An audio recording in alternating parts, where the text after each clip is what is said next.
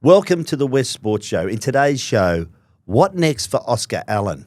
Does Freo tag Nick Dacos? And if you were Greg Swann starting at the AFL, what rule would you change? We are brought to you by TabTouch. Got the touch? Download the TabTouch app today. Chances are you're about to lose. For free and confidential support, visit gamblinghelponline.org.au. I am joined, as always, on a Thursday by Mitchell Woodcock, or should I say, Johnny Cash. Yeah, I was waiting for that with the black shirt. Very black today. I think I was singing before too, Johnny Cash. I don't know why. No, you were singing as I walked in, "Give me a home amongst the gum trees." Yeah, that was stuck in my head too today. There It's you've got it. You've planted to use a pun. You've planted it in my head. It's going to be. We're going to be singing it later when we're back at the desk, aren't we? Hope not. What a great week though. Well, just feels like it goes really quick, but what a good weekend of footy. What a great week of footy news, and then another really good week of exciting games ahead. Like, indeed, I'm really pumped up for this weekend football. Before we get on to some issues, some breaking news. We like breaking news.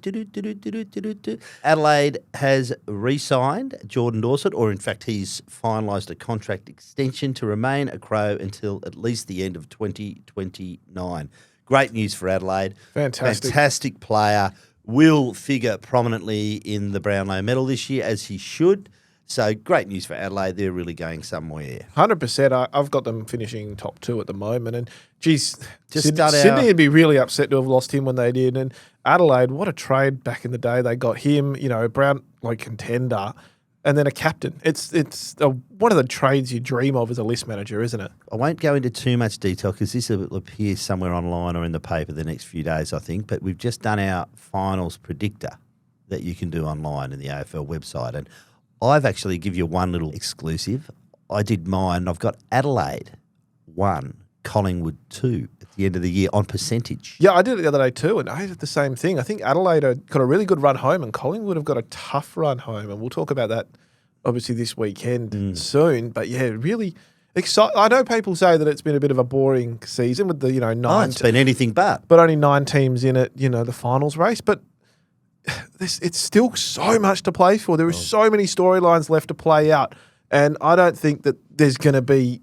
I think there's still a twist left. There's something coming. I don't know what it is, but I just can feel that this season's got something big left coming. More twist than the Los Angeles freeway entry, mate. I can tell you that much.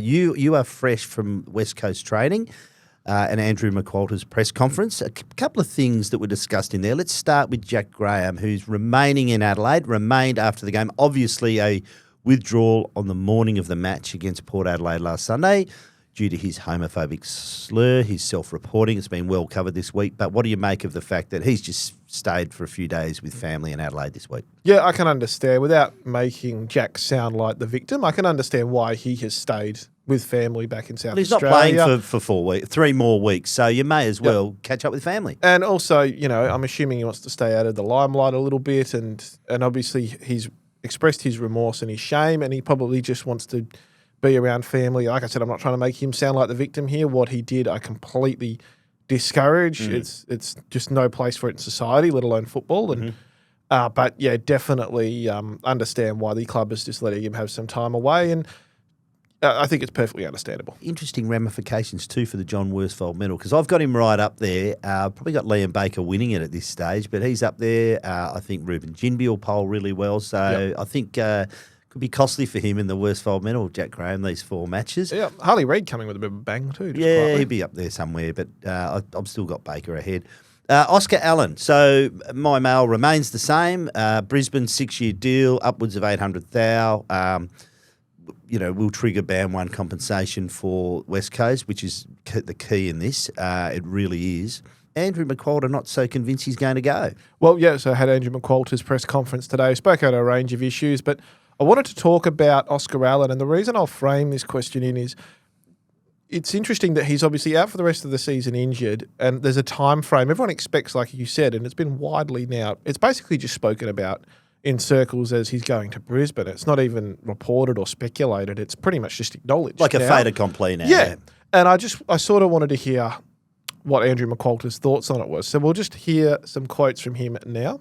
Yeah, so I speak to Oz every week. He's captain of our footy club. So we're really in clear, constant conversations, in discussion still about his future. We understand that it's a story, but he's really invested. He's helping us every week here, although he can't play. He's invested in our meetings and looking to help us as much as he can. So you're confident he'll be next year? Yeah, but at this stage we are. So interesting comments. Like we said, it seems to be a fait accompli amongst everybody else that he's going to head to Brisbane on a better deal. Sold the lifestyle. It's a premiership contender. He's the co-captain of the club. I'm of the opinion that if it's a case of that, and you believe Andrew McQualter on his word, then that's 100% fine. But I think if Oscar has made up his mind, I think him and the club just need to sit down and have a mature conversation, and then allow the club to move forward in a positive way and start looking forward. And as an industry, we need to be more mature about this and actually accept it. Is it disappointing that a captain's leaving a club?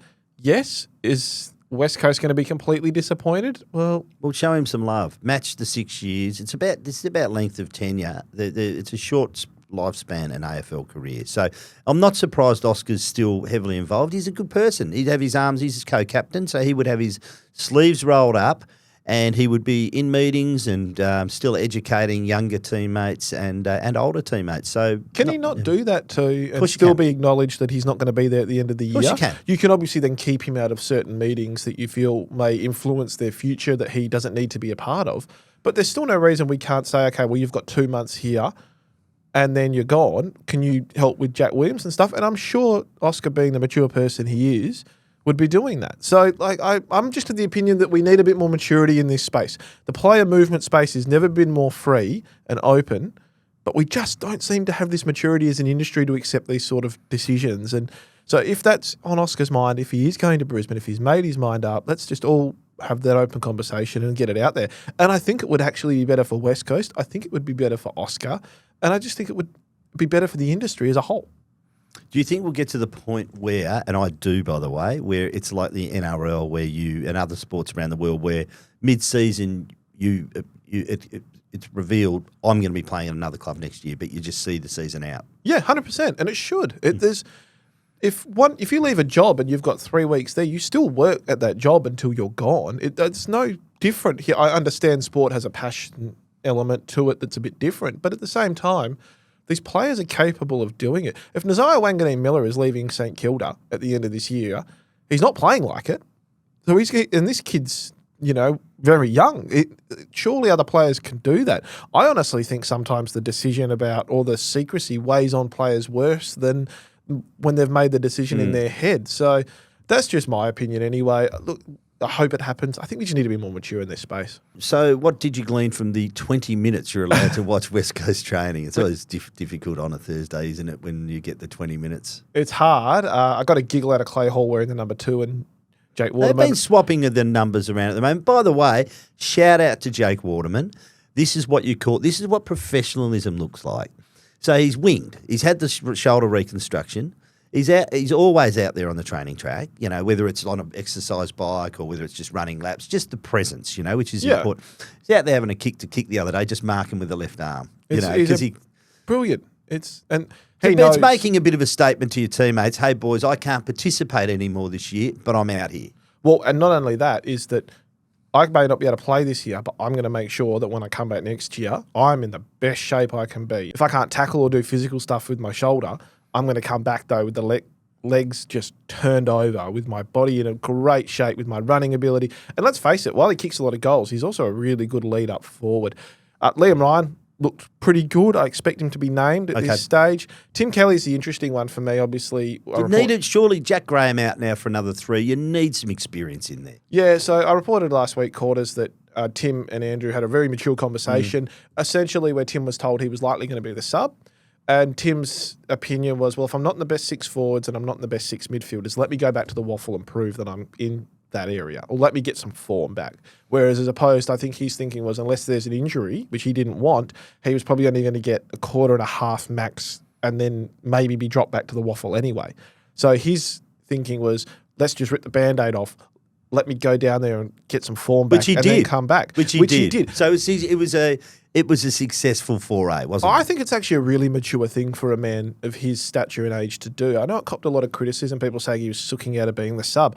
I don't take it that way. And from my information, that's not the way it was taken inside the headquarters at West Coast. It was I'm not in form. I understand I'm not in form. Let me do the mature thing and go and get some. And that's outstanding from a leader. And it shows the young kids when they get dropped back to the waffle that this isn't permanent. Even the best guys go back and have to come back, And I still think Tim Kelly's got a part to play in this rebuild. He's got another 2 years at the club. I think he's got something. He just wants to be part of that midfield. Don't forget, when he was in there early in the season, Harley wasn't.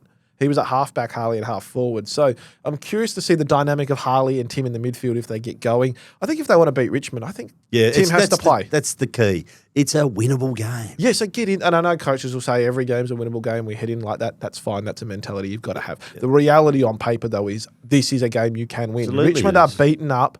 They had a really good start to the season. They're heading west. It's a Saturday night in front of your home crowd. Get up for the game. They can do this, West Coast. Get Tim in there. Get Liam Ryan in there. I'd love to see Tom Gross play. I think they're a bit too tall against Port Adelaide. It wouldn't shock me if one of the talls in Jack Williams goes out or, I know we're loving Job Shanahan, but maybe he needs to be managed. I'm not sure how he's looking at the moment. Yeah, no, I'm keeping him in the side at the moment, Job. I'm curious to see where they set up defensively. I'm not entirely sure they need too many tall defenders. It's not like Richmond are overly tall up forward. Harry was fantastic last week, Harry Edwards. Yeah, so he obviously stays. So it's going to be curious to see what they do with Rhett Bazzo. And obviously Ruben Jinby's been playing as that really key back. So curious to see how they do that. Liam Baker played at half forward last week. Do you roll him back to half back? How does that sort of dynamic work? So, yeah, there's some interesting team selections going on, but I tell you what, they're not as interesting as down the road at Fremantle when it comes to team selection. Well, it's all about Hayden Young. It is, do you give him some waffle match time just to be – he's had a couple of hamstrings. So that's my preference, right? But I'm not the coach of Fremantle on the selection committee. I've got a feeling he's going to play. We'll find out later. The big key for me is what happens to that midfield if he plays, the dynamic. So Corey Wagner – the last time they played in round 9, which was a competitive loss against a Collingwood team that was missing quite a few experienced players over here.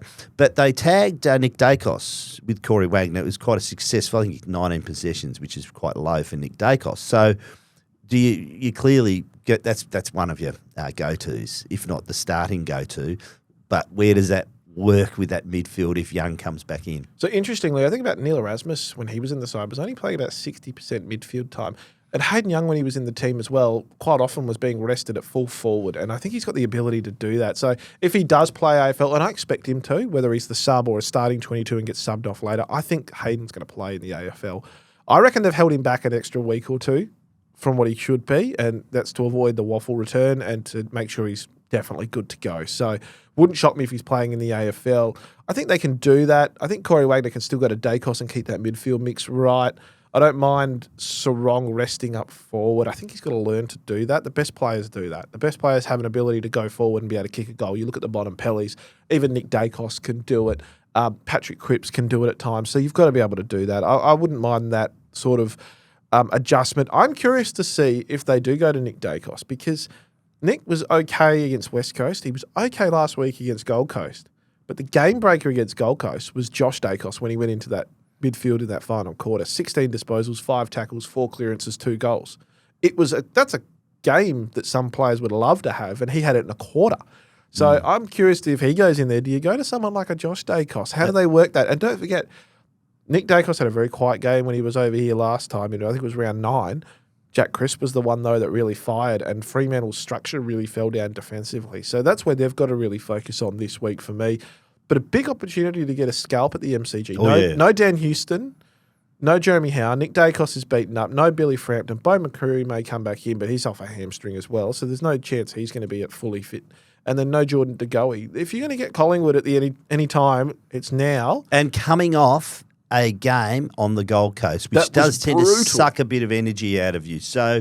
and a game where you're trailing and you're chipping away and the comeback almost came off, but it didn't. So that expends a lot of energy doing that. The Dakai plural, as I call it, is one of the conundrums now of opposition teams. Who do you go to? And there's 2 fantastic footballers you've got to try and prevent. For me, it's always Nick in terms of I think he's just more damaging. If he kicks the ball inside 50, you're in trouble. So it's trying to get him to hand pass. It's trying to corral him. It's trying to put as much pressure on as possible for him.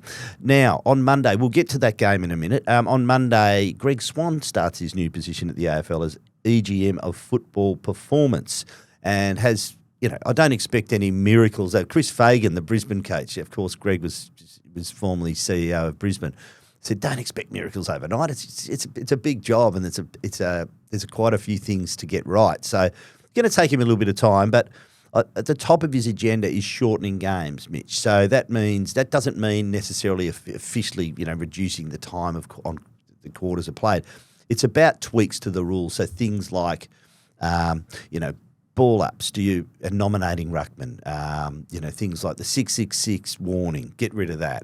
All sorts of things. Last touch, and the MRO is the other one. The matrix, the rigid matrix that has no flexibility, that is the MRO, will be areas he has to look at. Anything spring to mind to you that you'd like to see him attack first? Well, the MROs for me is the big one. I want a real... You can't go from a Chist and Cherry Act for no weeks or 3 weeks. I could have accepted one and walked away with that. No, it's a 3-weeker. You reckon? Every day of the week. I thought there were so many circumstances. Whacked a bloke in the... you put your hand into a massive arms and heads and you're every chance. I didn't see it any different to Connor Nash, to be honest. Was it intentional? No, but it's the action that caused distress and injury and concussion, and you don't like to see players go down like that, mate. I'm sorry. I'm not questioning his value as a human being, Jerry, but he deserved 3 weeks and he got them. Well, regardless, I don't like the fact that it can only be 0 or 3. Yeah, that matrix is wrong. Yeah. That matrix is busted. The other matrix... So Curtis is the one you think about. Oh. For me, I'm happy with the week for that, and everyone will shout me down because they think he should have got off. He gets a week for that every day. It was a crude tackle, right? But not 3. No. The other one I want to see is... and I'm going to go back to the Jack Graham thing now. Again, I'm going to reiterate. Jack Graham got a punishment he deserves. Mm-hmm. I want to see, though, a better system for these off-field sort of incidents, because there's no way... he can get 4 weeks and Noah Bolter can get 4 weeks for what he did in the pre-season. Agree. In my opinion, Noah Bolter shouldn't be playing this year. Just simply should not be playing. But I don't understand how that is both 4 weeks. And like I said, this is not me at all saying that Jack Graham didn't deserve what he got. I would have been comfortable if Jack got 6 weeks or 8 weeks for what he did. I'm actually really dead against that sort of stuff. But I don't understand how those two are on a par. So that's the first thing I'm really looking at if I'm Swann.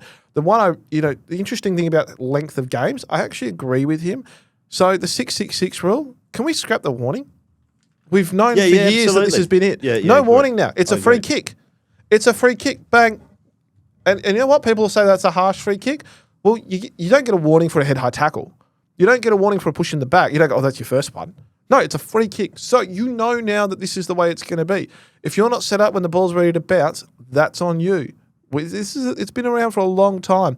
I'm not sure I'm a big fan of the last touch rule. I know it's advanced. Not South last Australian. touch. Make it last kick or handball out of bounds. That'd work for me. Between the arcs, as they do in the sandful. The other thing is, do we need at the ground to see the score review? What do you mean, the crowd to see it? Yeah, so on the big screen, when the score review, I is think it a touch so. behind? And we get the whole ad. And doesn't that add to the theatre? It takes so much. It takes so long. And then, also... have you not noticed since the score review came in, the umpires now just go to it willy-nilly? There was one the other week where the ball was that far across the line, you could have put another 3 between that and the line. The goal umpire's in perfect position. The player's touching it from behind here. Eliminate the obvious ones, will save time. Agree. The other one's the ruck contest where you nominate ruckman. Yeah, what are we doing? Well, there's some mail on that later, so we'll keep that one up our sleeve. But yeah, that's right. There's so many things you can tweak to shorten games. Just on the inconsistency, the homophobic or racial slurs. Jeremy Finlayson 3 weeks. Lance Collard got 6, but that was for a series of indiscretions in the VFL. Will Powell, I think, got 4. But it's all over the place a bit. And what concerns me is there was a discount for Jack Graham for self-reporting. But the fact is, he wouldn't have had that opportunity. I mean, if there was an AFL official or a GWS official who had alerted the AFL, there would have been no self-reporting. There would have been no discount. So the other players who weren't given the opportunity to self-report, so there's too many grey areas with it. I think it's an area. They really need to get it right over the off-season as they do the MRO. I can tell you right now, if they just said 7 weeks for Jack Graham, you're not playing for the rest of the year, I reckon it would have really sent a message to a lot of players out there that, we can't do that. Yep. And look, good on Jack Graham for self-reporting. Shows leadership, and I credit that to say, hey, put my hand up and I made a mistake. Yeah, we all make mistakes in life, but it doesn't mean you get a lesser punishment sometimes. Well, and I mean, why do you? It's not a mistake. You don't utter that word. Yeah, sorry, that was poor use of wording. But I meant we all do something we regret in life, and I get that. But it doesn't mean you should get a lesser penalty. I just think, and people may say, well, he's being made an example of. Well, the reality is he did something wrong. That's right. And you get the punishment you get.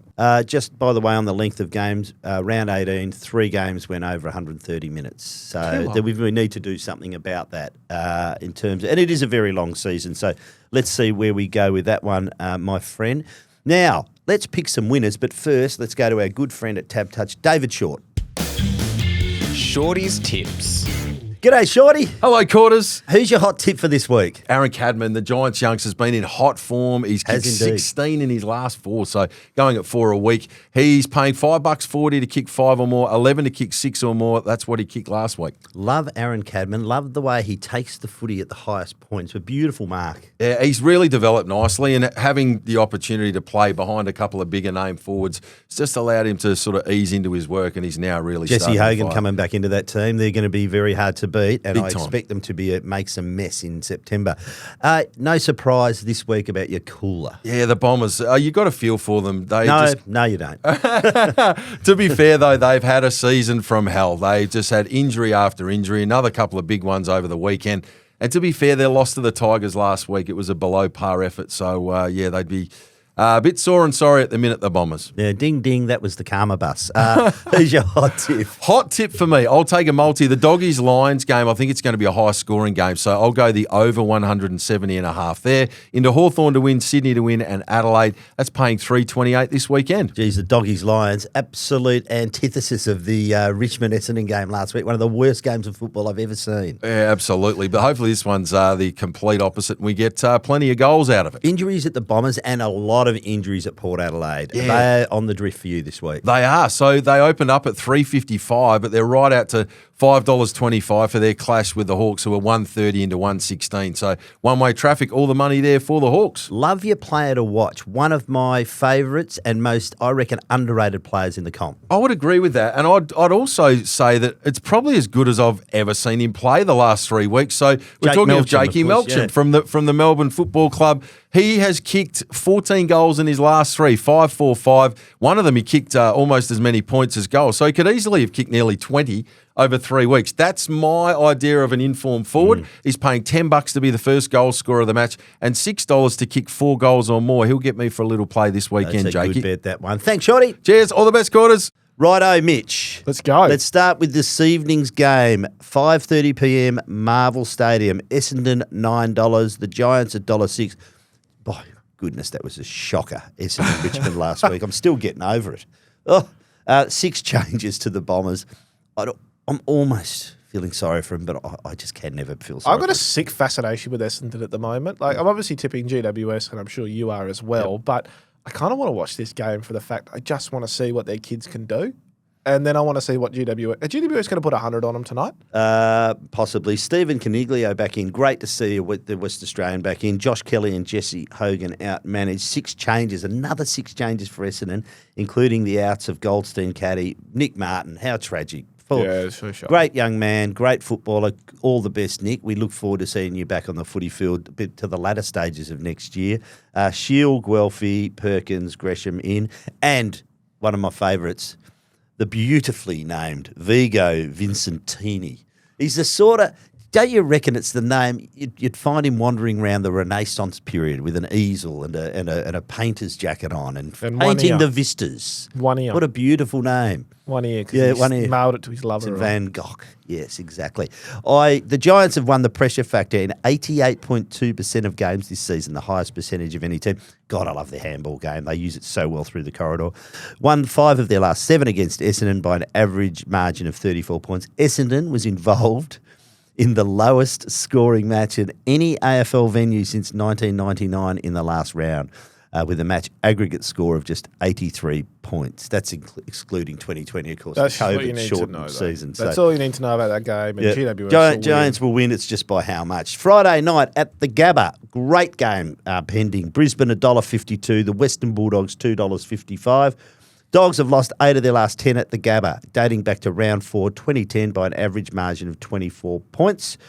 Bulldogs conceded a competition high 11 goals to key forwards last round. The third time this season they have conceded at least 10. Brisbane, for me, too much depth here.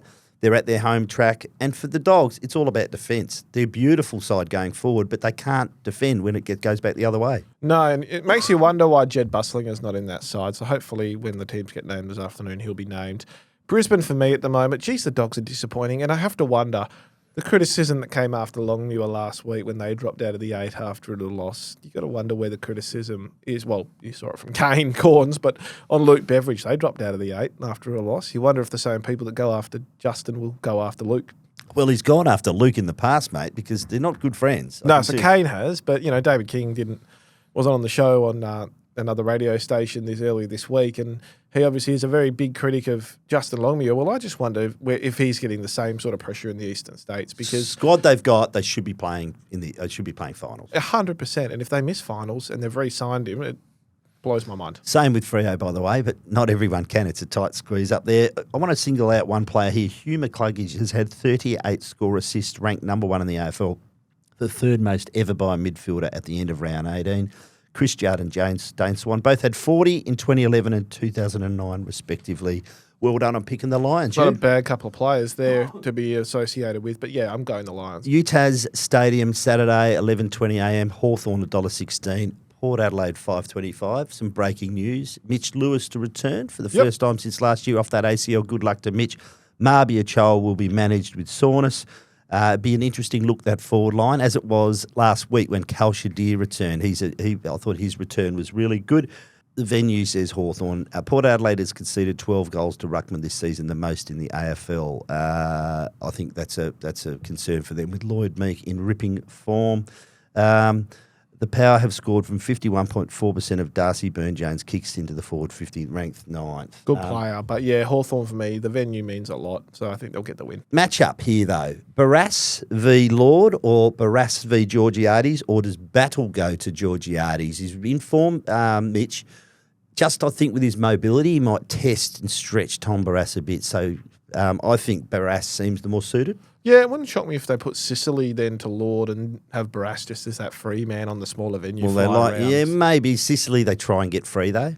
Yeah, but I think he's been out of form. I wouldn't mind seeing Barrass get that job for a bit. It's what he does really well. But yeah, look.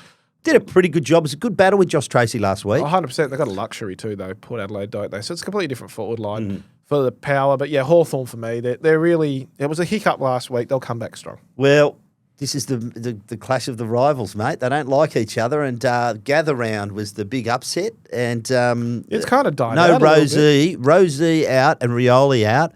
Rosie, the first game he was moved to halfback was in that Hawthorn game, and he's really reinvented himself. And no Horn Francis as well. No Horn Francis as well. So, yes, I'm picking the Hawks. SCG Saturday, 2:15pm. Sydney Swans $1.09. North Melbourne $7.50. Tom McCartan with concussion issues out. Rampy, a calf test. And Robbie Fox, a concussion attest. That'll be his first game since last year's grand final, so it'd be good to see him back in the seat. For me, any chance North had of winning this game was trying to neutralise the form of Brodie Grundy. Now, with Tristan Cherry out of that team, I think they've got Buckley's chance. Yeah, Bryn Teakle might get a gig here for North Melbourne. Good luck. Northampton boy. LDU, concussion test. Luke McDonald, test on a shoulder, and Nick Larkey with a knee injury. So there's concerns for North Melbourne. Hard to see them getting up to the SCG and winning that one. Yeah, Sydney finally getting a bit of form and a bit of players back. Wouldn't shock me. They could make a little run here for the bottom of the I don't think they'll get there, but... Oh, they'll be a team that will cause some upsets. They already have. Yeah. They're pushing. So I like what they're doing, and good way to build into next year for Only me. team that's knocked off Freo in recent weeks. So MCG, tough game to pick this one. Saturday, 5:35pm. Carlton, $2.50. Melbourne, $1.53. Big out for Carlton. Mitch McGovern with hamstring. Also, Rosio Fantasia is out with a hamstring injury. Out Jake Lever, in Stephen May. So pretty good in and a pretty good out, pretty big out for Melbourne. Jake Melksham, First Melbourne player to kick 4+ goals in 3 consecutive games since David Neitz in rounds 21 to 23, 2006. Geez, in good form. Not bad company. I'm going for Melbourne on the back of probably better nick midfield, and also it's amazing I'm saying this, but I think their forward line's actually functioning okay at the moment, probably on the back of Melksham. Yeah, no, I'm going Melbourne. You can't really trust Carlton at the moment at all, really. West Coast Eagles $1.70, Richmond $2.15, Optus Stadium Saturday at 6:10 p.m. Richmond has been involved in the lowest scoring games this season with an average of 159.3 points, of course exacerbated by last week. Since round 13, the Eagles have lost the contested possessions by 17 and uncontested possessions by 23, ranked last and 17th in that order. Like the way they flipped the script a bit last week. It wasn't just a run and stun, quick ball entry to the forward 50 and then lock it in there and try and get repeat entries. It was more a control, at least until that ran out of legs. I like the fact that he mixed up the game plan a bit. Noah Boulder is a big one for Richmond here. He's obviously out on that curfew. And I guess the intrigue for the Eagles, we mentioned before Liam Ryan, does Tim Kelly play? What does the midfield look like with Jack Graham out? I'm going to go for the Eagles to win their second game of the season here. Yeah, so am I. I think they'll get the job done. Should get the job done at home. Valuable win coming up, hopefully, for them. Interesting to see team selection, but yeah, got close at the MCG that day. Should get it this time. Yeah, you need a win just to frank your belief in the system and how you're going sometimes, and I think this is the time for them. Can't finish the year with one win. I think it's too harsh for them to do. Sunday, 11:10 a.m, GMHBA Stadium, Geelong $1.14, St Kilda $5.80. Cats have won their last 12 matches against St Kilda at GMHBA Stadium, dating back to round 2000 by an average winning margin of 45 points. St Kilda has lost its last 4 games despite winning the contested possessions in all 4 of them. The first team to do that since Port Adelaide in 2010. All of those stats courtesy of Champion Data. Geelong, Sam de Koning, a test on an injured shoulder.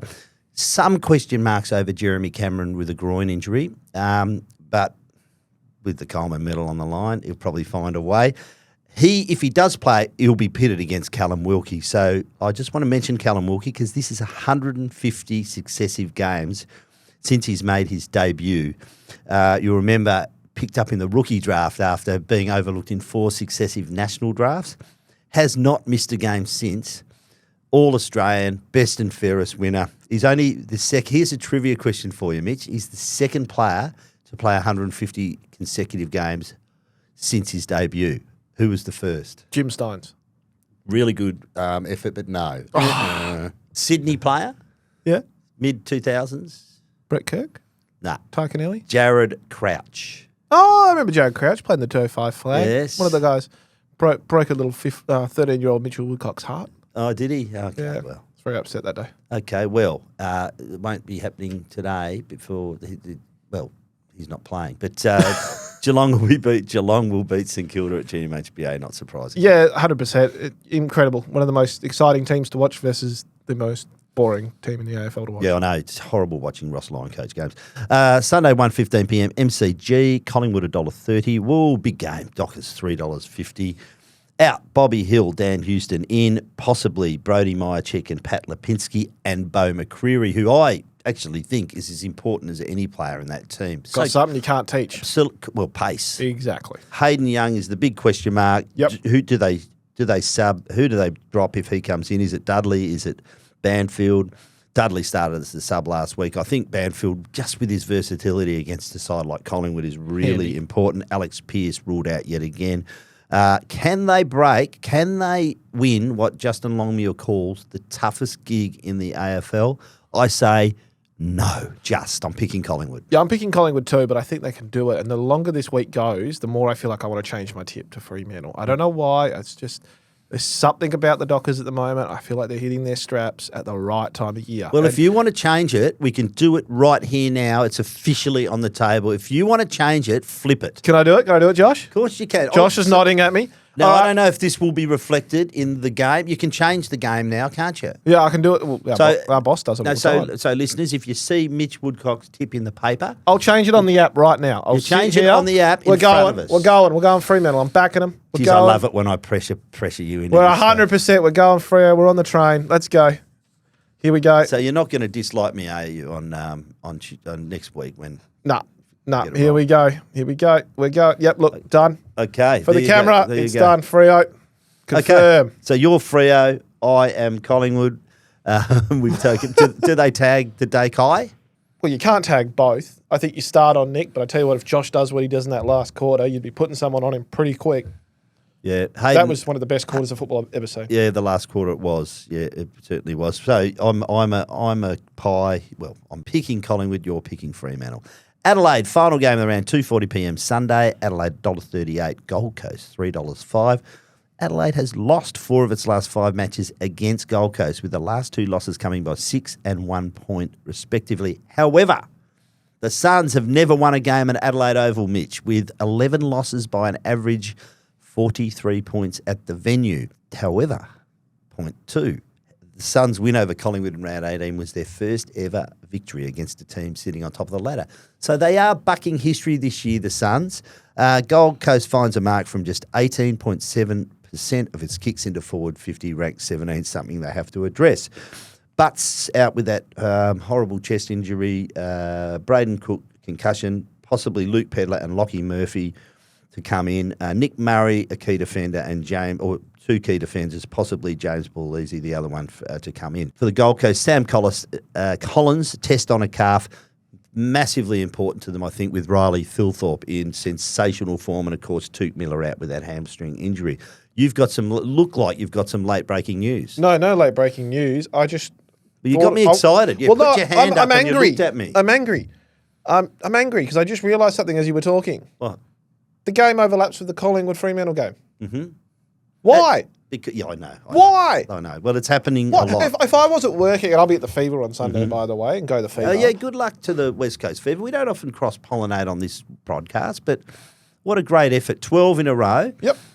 Semi-final home, win that grand final home. But I was putting my arm up because I was frustrated because I realised if I was sitting at home on a Sunday with my feet up and a bag of, it's not that hard, is it? A box of shapes with, barbecue shapes. Is that what you... If I was doing that with a, Coke Zero, I'd be hoping to watch both of these games live, and instead you've got to flip between the two.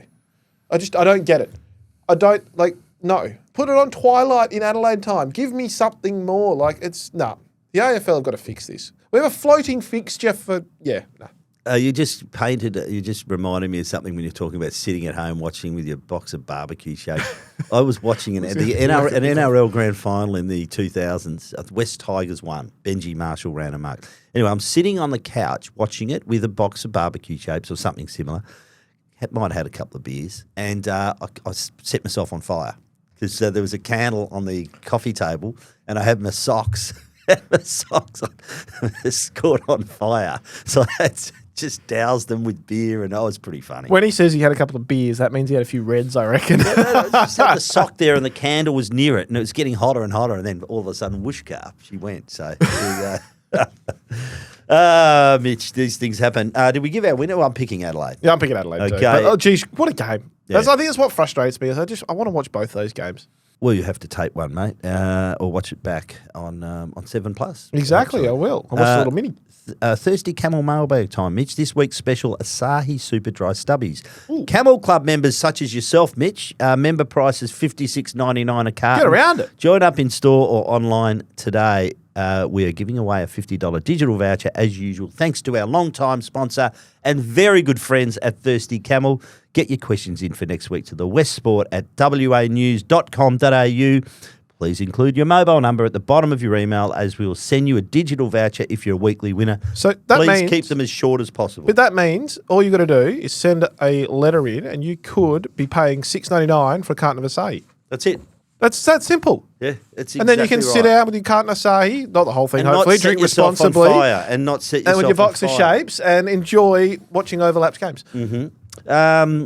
Okay, some mail. Tim from Joondalup with talks about state of origin returning. How would a WA team actually fare? The forward line with Hogan, Norton and Georgiades looks pretty good, plus Jackson in the ruck. But does their midfield not get carved up? Now, Mitch, I did a little bit of research this week. Geez, it'd be a good Vic mid. I'm assuming they're playing Victoria. Sorry, mate. WA's getting smashed. Yeah, well, I'm sure you got Dacos, Sarong, Brayshaw. Okay, I'll give you a possible Vic team from the back line. Stewart, Wiedering, Sicily, Houston, Moore, Whitfield, McCluggage, Nick Dacos, Caleb Sarong, Dangerfield, Cameron, Green, Toby Green, that is, Dylan Moore, Curnow, Darcy, Rux, Gawn, Butters, Bontempelli, interchange from Rowell, Petraka, Sinclair, Ben King, Libba, Harms, Bailey Smith, Noah Anderson. How many you got Nick on the Lark. bench? I said from, if your ears weren't How painted many on you and got on the listening. bench? I said from. So, of course, they are talking about, WA government is talking about bringing it back in February, and it would be against Victoria. Just had a quick look through it. So you've got, WA forward line, you've got Hogan, Waterman, Oscar Allen, Norton, Georgiades, Amos, Neal, Logan McDonald when fit, Van Rooyen. So a few to choose from. Midfield, Cornelio, Cripps, Warner, Yo, O'Meara, Mitchell, Curtin, Hoff. All great players, but that Victorian midfield looks superior. Did you have Harley Reid in that midfield too? Yeah, Harley, my God. Reid as well. WA defenders. So I look, Tom Barrass and Sam Taylor you'd lock in. Oh, yeah. I'd also have Collins, who's from Victoria. So you'd have him in that mix there for defence. Tom Barrass, Sam Taylor, maybe Rory Lyle. But after that, the keys, and maybe Ruben Ginby, who can play tall, Griffin Logue, maybe Mitch McGovern can flip back. But I'd throw a Brady they're a Hoff bit back. lean. They're a bit lean, aren't they? Jordan Clark, Nathan Broad, Brandon Starcevich, Liam Baker, Heath Chapman. But, as good as they are, I think this would be a smashing by the Vics. Yeah, fantastic concept though, isn't it? Really, to bring it back, we need the investment from the players. So I'd be putting some money on the line too from the AFL. Let's get the players invested, get the clubs invested. It should be mandatory for clubs that unless there's an injury, they have to play. And you can't play the next week if you're made unavailable if you're not injured. Yep, 100%. Seen my story with Leon Larkin last week in the West. I did. I loved it. Came up with the idea. 1976, got it across the line in 77. Very successful concept. Believes at time. Just flagging it. I've got part 2 of that coming out sometime over the next few days. I'm not sure when, but he's got some pretty funky ideas involving AI and its influence on the AFL. So keep your AFL do so much right, but compared to the NRL, but they really let this one go. State of Origin, didn't they? But they really let it go. So the passion of the rivalry was replaced by the national competition. I think when you're talking about it was very similar. Queensland v New South Wales. What was happening was because New South Wales had the clubs rich with poker machines, they were getting all the gun Queensland players down to New South Wales on the back of that revenue, and they were playing state footy against Queensland and smashing them. So Queensland was pretty much getting beaten up by its own players. That's why Origin made a lot of sense, and there was so much enmity across the border between the two teams because of that. I think there was that in the because originally you had Polly Farmer playing. I think Malcolm Blight captained Victoria against South Australia at some point. So it was similar, founded on similar lines. Of course, it was founded before the Origin really copied the AFL. Yeah, and 100%. Leon was involved in that too. I would just love to see it back. And so would I. But it's got to be, everyone's got to commit. Every couple of years, I think. Yep, but it can't be half done. No, you've got to have everyone commit. And I think you do have to remunerate players as well. Shane from Sterling writes, how much longer will the AFL persist with the bounce? Outside of the start of quarters games, surely we can all save time and get rid of it. Great email, Shane.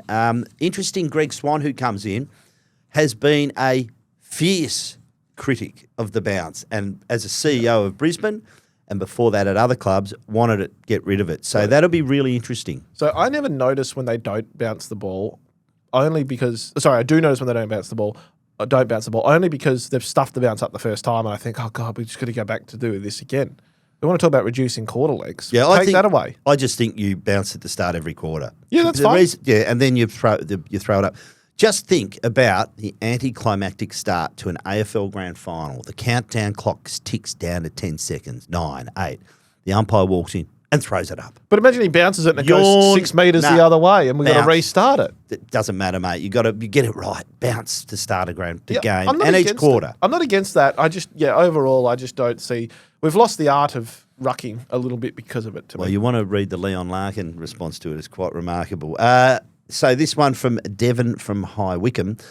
I've heard Essendon have interest in trading for Liam Ryan. I'm torn over whether they should let him go, as he's still a valuable part of the Eagles. But he could bring in some extra capital for the rebuild. So my question is Liam Ryan more valuable to the Eagles as a player on the books or as a trade option to help the rebuild?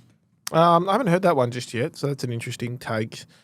Look, I think it could be either way. Depends what you get for Liam Ryan. Yeah. Everyone's got a price, but some players I think aren't expendable, and I think Flyan when he plays, and he's been playing more through the midfield, which has been a good move, but when he plays, just add something. Well, he's going to stand on someone's head any minute, isn't he? We haven't seen as much as that because he hasn't been playing permanent forward. But no, I'd like to see him stay, just from a selfish puts bums point on of view. seats, Liam. Yep. But, yeah, I can understand, though, either way. Here's a good one. We're talking about the ruck earlier. He calls himself for ruck's sake of Alexander Heights. Don't say that when your socks are on fire. Here's an easy way to reduce a slice of dead time in games, as well as saving us from having to hear umpires' voices yelling out the same names 50-plus times a game. Each side nominates their primary ruckman at the start of the game. They can put it on the team sheet just like naming their sub. For the whole game, the umpires assume that those two ruckmen are contesting every stoppage, and it's only the times when they're not there that a different player, the reserve ruckman, has to nominate. Easy change, big result. What do you think? It's a great idea. I just simply get rid of nominating. Well, so if you and I are rucking against each other, which is a small ruck, and Josh, our producer, comes over... My leap, I think I'd get you with my leap. Probably. It's prodigious. Yeah, I know, but my bigger hands would push you away. Yeah, they would. And Josh is on my team and he leaps over the top as the third man up, then it's a free kick to your team. It's as simple as that. We don't need the childish... And if my team can't organise who out of me and Josh is rucking, then we deserve to have a free kick. Jock's getting the Guernsey over you, mate. He's much taller. Josh? Yeah. Better looking too. Yeah, I think, well... got the hair. Yeah, as no. well, Oh, thanks. Can't help all that. Great email. Thanks for that, guys. But this week's winner's from Tuesday, and that's Gregory Turvey. Great email about the opening round debacle, opening up the AFL. Yeah, I heard that the other day. So Essendon Gold Coast. So could there be another final round where players are rested? My response was, well, if as long as the punters know about it early in the week, I have no issue with it. You're quite entitled. You've earned that right. Rest who you like. Another round where players are rested. Essendon will be lucky to have players left when they get there. And again, I repeat. So, Greg, you're the winner. I repeat. Just move the bye to the week before the grand final, for goodness sake. You have won the Thirsty Camel voucher. Well done, Gregory.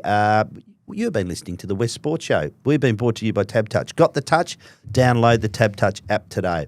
Chances are you're about to lose. For free and confidential support, visit gamblinghelponline.org.au. Remember, Mitch, you and all your friends can watch or listen to this podcast on YouTube Music. You'll be able to see Me with no hair. Mitchell's Johnny Cash impersonation. Leave us a rating and a review. And don't forget to follow this podcast so you don't miss an episode. Thank you, Mitch. Good luck with your tipping this week. I thought you were going to say good luck with my Johnny Cash impersonation. Yes, good luck with that too. Burn, burn, burn, the ring of fire.